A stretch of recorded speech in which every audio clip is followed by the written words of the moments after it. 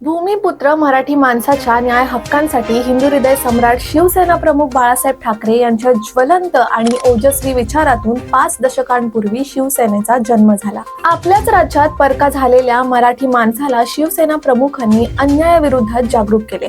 त्यांच्या मनगटात लढण्यासाठी बळ दिलं. शिवसेना या 4 अक्षरांचे अभेद्य कवच मराठी माणूस आणि महाराष्ट्राभोवती उभे केले. महाराष्ट्र, मराठी माणूस आणि मराठी भाषेसाठी अविरत लढणाऱ्या अस्सल शिवसेनेचा 59वा वर्धापन दिन गुरुवार 19 जून रोजी माटुंगा येथील षण्मुखानंद सभागृहात मोठ्या दिमाखात संपन्न होणार आहे. मुंबईसह महाराष्ट्रात मराठी माणसाचे अस्तित्व शिवसेनामुळेच टिकून राहिले.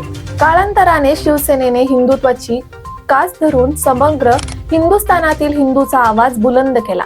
हिंदूसाठी लढे उभारले, आंदोलने केली. हिंदूंमध्ये धर्माभिमानाचा वनही चेतावला. शिवसेना प्रमुखांच्या आशीर्वादाने शिवसेनेची धुरा उद्धव ठाकरे अत्यंत समर्थपणे चालवत आहेत.